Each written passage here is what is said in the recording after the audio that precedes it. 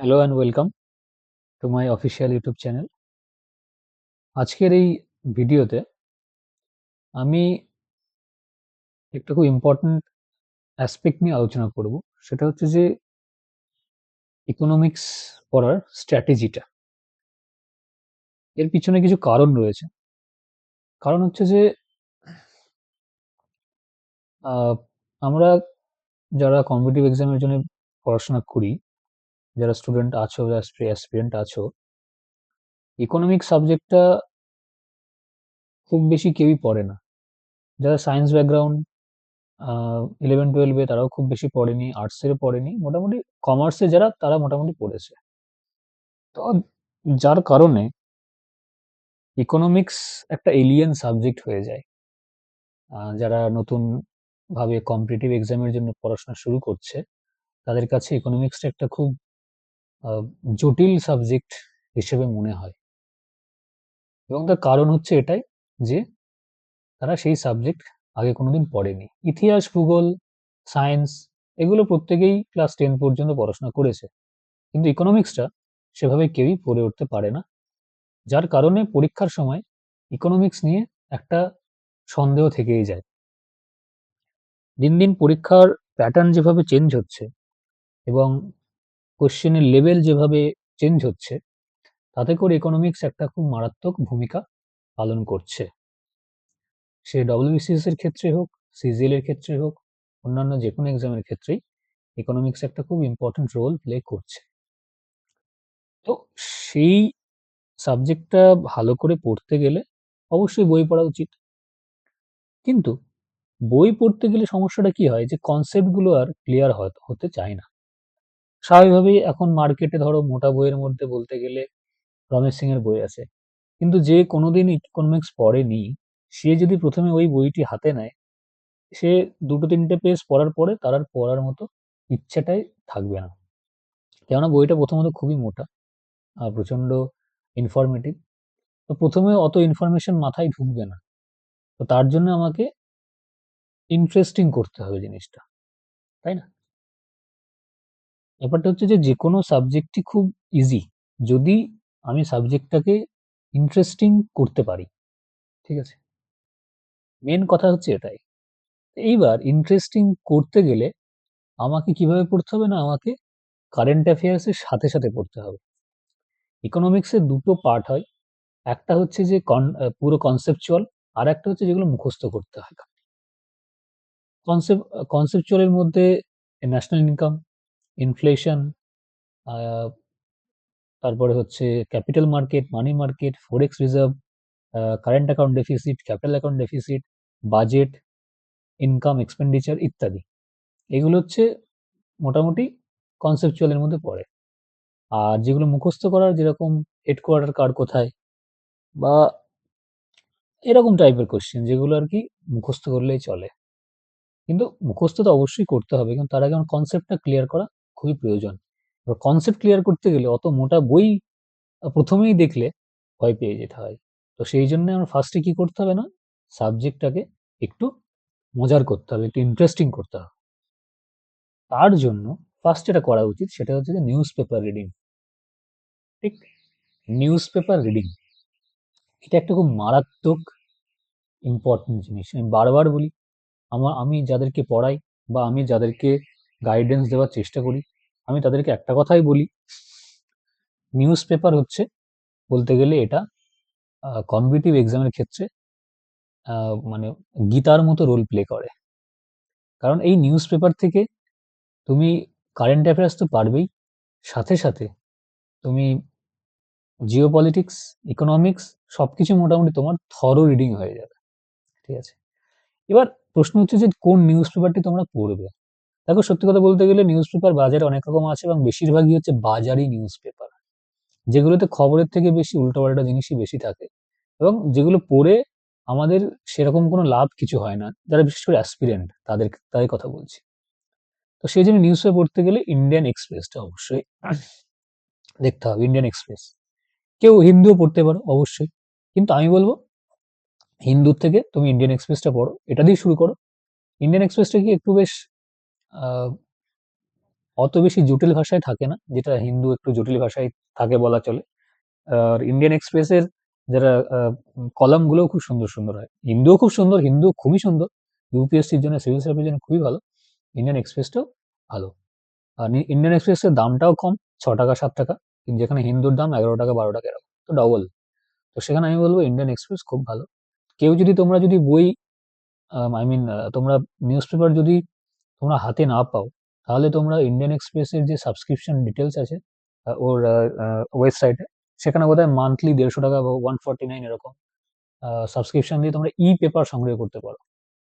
কিছু কিছু টেলিগ্রাম গ্রুপে ইন্ডিয়ান এক্সপ্রেসের ই পেপার সংকলনটা ওরা পিডিএফ করে দিয়ে দেয়, কিন্তু সেটা আর কি ব্যান হয়ে যায় কিছু কিছু দিন পর পর। তো আমি বলবো তোমাদের এরকম একটা ফ্লুয়েন্সি যদি রাখতে চাও বা একটা ঠিকঠাক, তাহলে তোমরা ই পেপারটা ইনস্টল করতে পারো। ইন্ডিয়ান এক্সপ্রেস অ্যাপের মাধ্যমে ই পেপার মান্থলি 149, এবার এরকম অনেক প্ল্যান আছে, মান্থলি 6 মাস, 2 বছর, 1 বছর, দেখে নেবে। তো সেখানে ইন্ডিয়ান এক্সপ্রেসের লাস্টের দিক থেকে পড়া শুরু করবে, এসে ইকোনমি পেজটা তোমার শুরু করবে। ঠিক আছে, ইকোনমি অর বিজনেস যেটা থাকে, ঠিক আছে।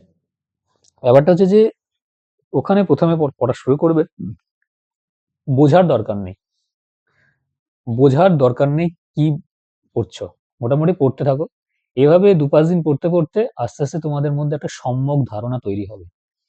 ধর আরবিআই বিভিন্ন নিউজ থাকে, মনিটারি পলিসি নিয়ে অনেক নিউজ থাকে, এই রেপো রেট কাটছাট করছে, রিভার্স রেপো রেট কাটছাট করছে, ব্যাংক রেট, মানে বিভিন্ন রকম রেট নিয়ে কথা আসবে, ইন্টারেস্ট রেট নিয়ে। জিডিপি, ধরো সাপোজ জিডিপির কোনো আহ, আঁকড়া এসছে, ফিগার এসছে, সেটা নিয়ে ডিসকাস করা থাকবে, বাজেট নিয়ে ডিসকাস করা থাকবে, ইত্যাদি বহু জিনিস নিয়ে ডিসকাস করা থাকবে।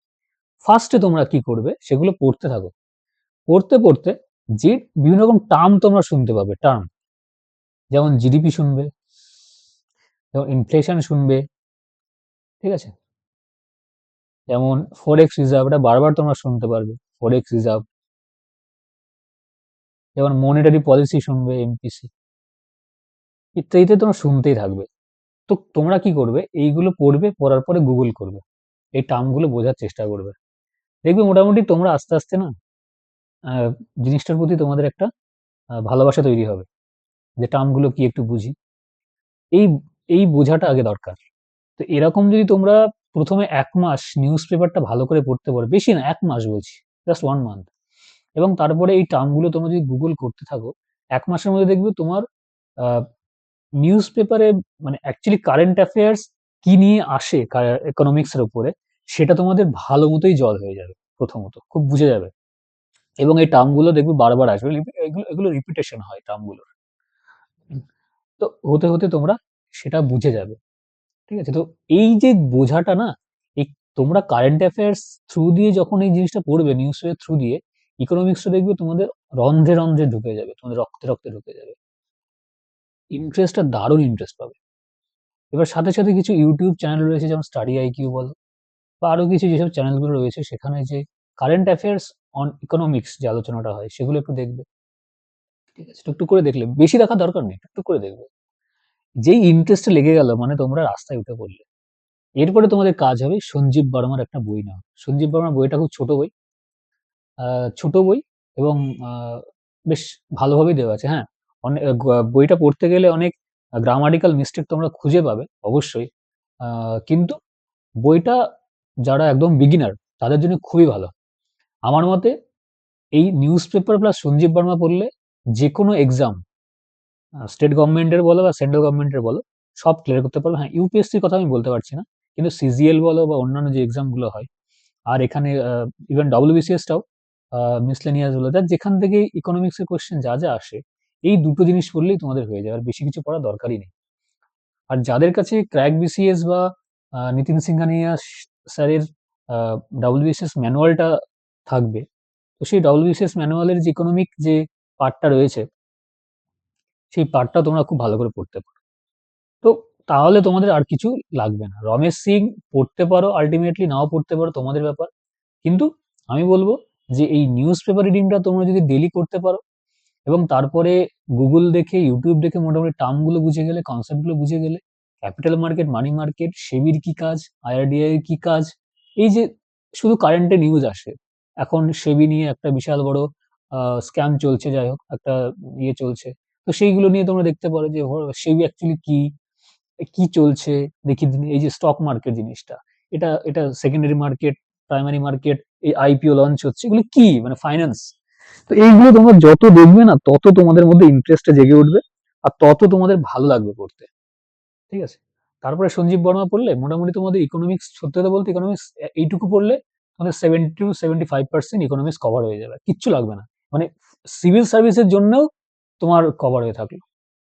তারপরে নিতিন সিংহানিয়াসের ডব্লিউবিসিএস ম্যানুয়ালের যে ইকোনমিক্স যে পাঠ্যটুকু রয়েছে, সেটুকু পড়লে মোটামুটি তোমাদের ইকোনমিক্সে তোমার রাজা হয়ে যাবে। এটাই হচ্ছে, আমি এভাবেই পড়াশোনা করেছি, আর আমি এভাবেই আমি তোমাদেরকে উপদেশ দেওয়ার চেষ্টা করছি।